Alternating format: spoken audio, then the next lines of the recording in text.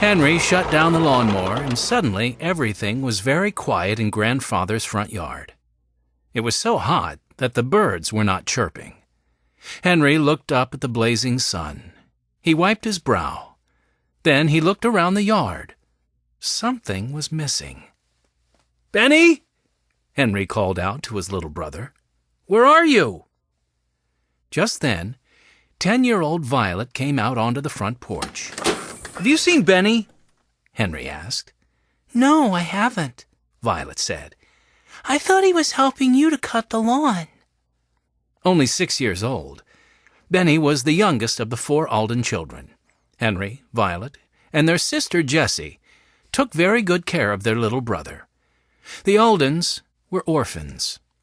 When their parents died, they ran away from home and lived for a while in an abandoned boxcar in the woods. Their grandfather found them and brought them to live with him in his big house in Greenfield. The screen door opened, and 12-year-old Jessie stepped outside. She was carrying a pitcher of lemonade and a plate of cookies. "Benny is missing," Violet said. Jessie looked around the yard. For a minute, she was concerned. Then she smiled. She saw something that Henry and Violet had not seen.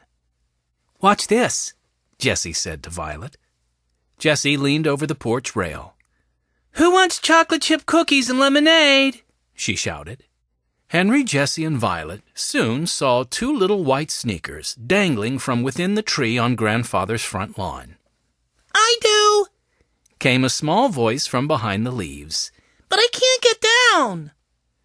Henry rushed to the tree and caught Benny just as his brother slid from the bottom branch. "Thanks, Henry." Benny rushed straight to the porch. "Are there any cookies left? I'm starved."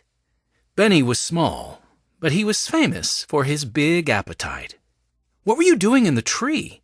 Henry asked. "I thought you were raking up the grass for me." "I'm sorry, Henry," Benny said. His shoulders slumped. "It's just that it's so hot. I was melting. The tree looked like the coolest place to be. But I was sweating even in the tree. It is hot everywhere." Mrs. McGregor, the Aldens' housekeeper, appeared in the doorway. "Benny Alden!" she cried. "Look at all that dirt on your clothes. What happened? Are you okay?" Benny looked down at his shirt. He tried to brush the dirt off. "I climbed the tree, Mrs. McGregor.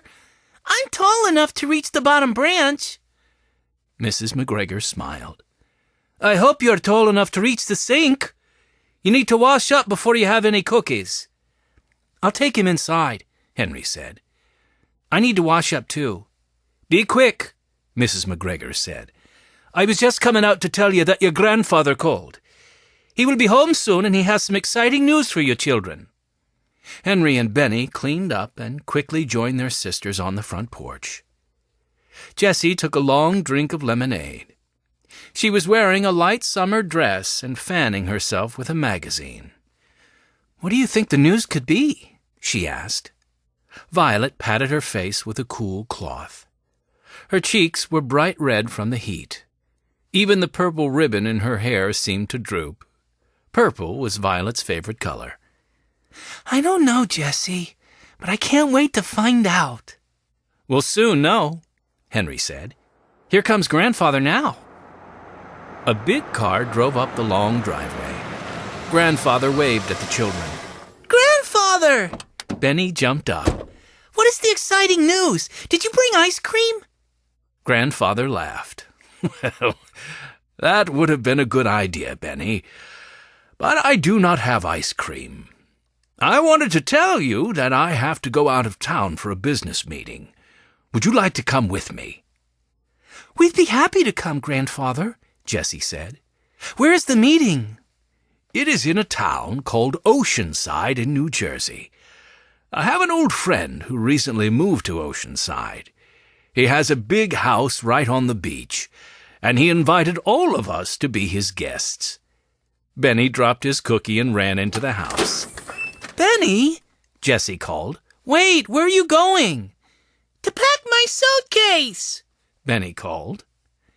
Everyone laughed and followed Benny inside.